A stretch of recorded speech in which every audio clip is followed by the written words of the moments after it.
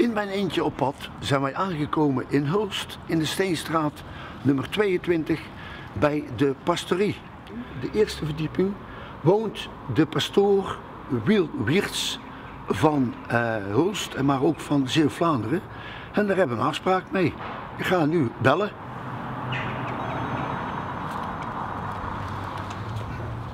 En goedemorgen. Goedemorgen.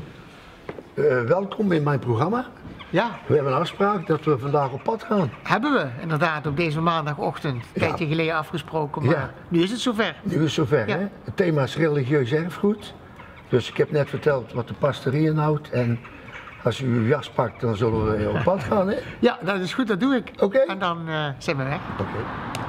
Zo. Ik heb de sjaal toch nog maar opgedaan, het ziet er wel mooi uit, maar misschien goed. toch nodig. Als je nou even de microfoon pakt. Ook dat nog. Ook dat Dan nog, kun je ja. buiten Ik zit blijven hier. staan, doe ik het alleen. Ik ga al zoveel zelf. Oh. Ja, nou kun je lekker genieten, hè? Ja. Nou is het moment gekomen dat we bij de mooiste kerk van Nederland zijn. Ja, alsof het helemaal zo moet zijn. Oh, Ja, ja. En het is een echte mooie kerk. Ja, en ik ben hem wel enorm gaan waarderen in de afgelopen 2 jaar. Ja. Laten we maar eens eventjes binnen gaan kijken. Oké.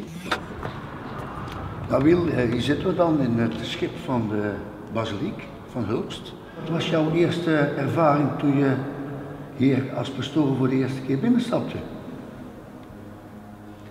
Als pastoor?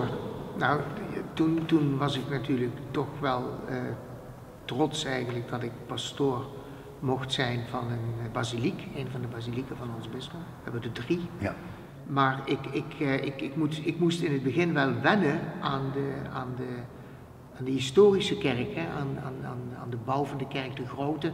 Maar ik moet wel zeggen dat als je dan viert in de kerk, wat ik nu 2 jaar mag doen, ook in deze kerk dan, je went wel aan de kerk en ik ben de kerk wel gaan waarderen. Als een plek waar het mooi vieren is, waar het gelovige verleden spreekt eigenlijk doorheen alles wat je ziet en wat je doet. Nou Wiel, het is genieten in deze prachtige basiliek. En ik wil jou uitnodigen om in mijn eentje op pad naar Katzand te rijden. En daar hebben we nog een aantal verrassingen. Oké, let's go. Is die auto af te sluiten of moet ik de iPad meenemen? Zal ik die maar meenemen? Ik zal hem afsluiten, maar je mag hem ook meenemen. Ja, ik neem hem maar mee. Ja, doe maar. Dan kun je onderweg nog wel werken. Ja. Nu zijn we aangeland bij onze vrouwenkerk op Katzand. We hebben hier een afspraak met de domina, de vrouwelijke dominee. Dat is Irma Nietveld en we gaan naar die deur toe en dan gaan we op de deur kloppen.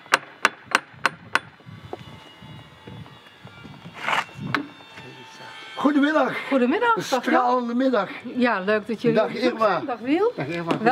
Welkom in deze prachtige kerk in Katzand. Ik zie daar al jaartallen staan. 1880 zie ik daar staan. Ja, dat zijn de predikanten die hier hebben gestaan. Het is een beetje de historie ook van de Waalse gemeente die hier ook is geweest.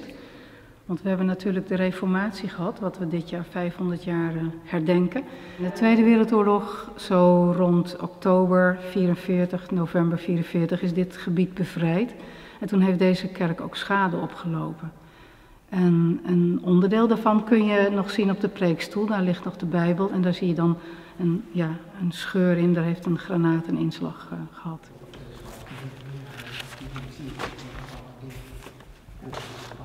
Maar er is nog 1 raampje en dat doet nog denken aan de historie. Dat is het Lam Gods. Daar kunnen we zo ook naar kijken.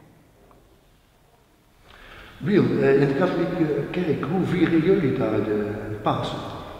Nou, ik moet eerlijk zeggen dat dat niet veel zal verschillen van hoe de protestantenkerk, de broeders en zusters in Christus in die kerk, het Pasen vieren. Dat is natuurlijk uiteindelijk toch het belangrijkste feest in het christelijke vieren.